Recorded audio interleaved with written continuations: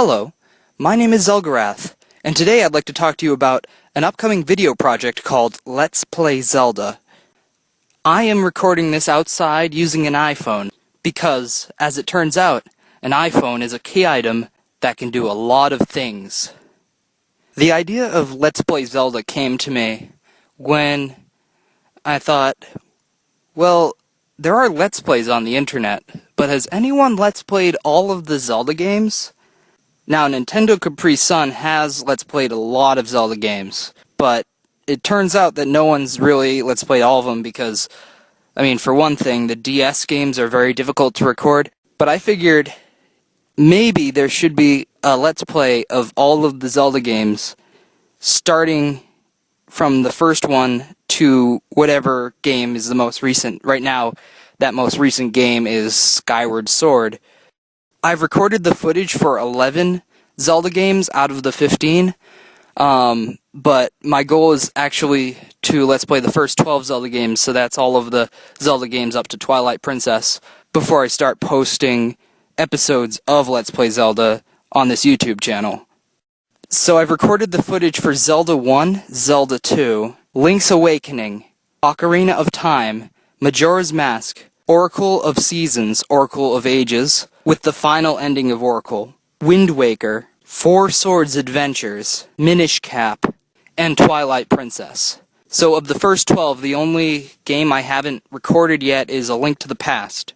So I'm not ready to post any episodes of Let's Play Zelda yet until I record A Link to the Past, but the reason I'm talking to you right now is to clear my conscience. You see, I've been lucky enough to play all of the Zelda games and beat all of the Zelda games, and so is my friend Nick. But what Nick told me is the one thing he really regretted when playing Zelda 1 is that he used a guide.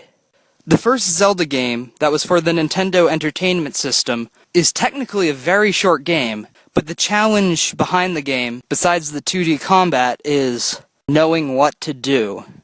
You're just dropped in the land of Hyrule and you have to figure out what to do from scratch. And nowadays, games like that are not very common because one of the things recent games do is they help you through the game from start to finish. But with Zelda 1, you have to figure out what to do, and it's really an experience that Miyamoto wanted to create with Zelda 1.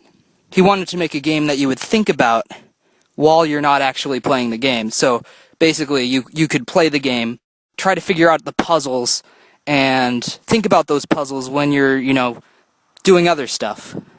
That said, to beat Zelda 1 without any guidance, it's going to take a while, unless you play every day, and even then it could take a while. That's why I want to tell you this early on, that Let's Play Zelda is going to be a thing.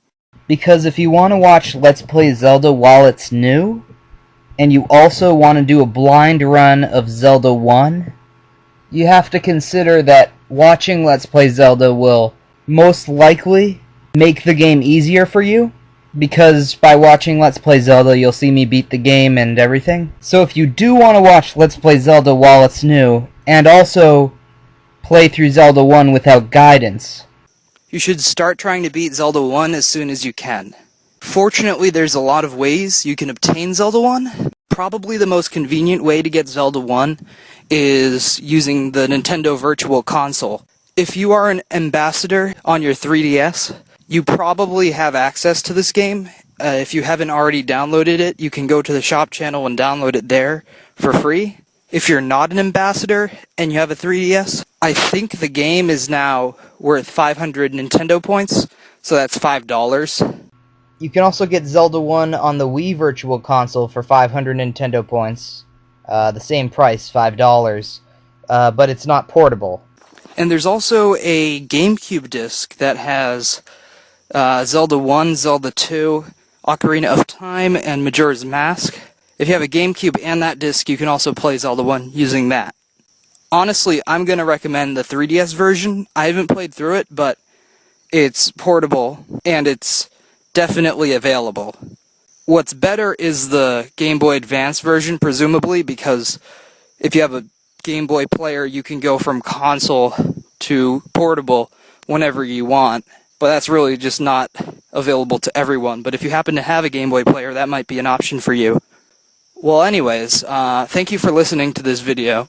Now, I'm not sure when I'll be recording Let's Play A Link to the Past, but it'll be sometime probably this summer. My bet is that we'll start posting videos sometime in the fall.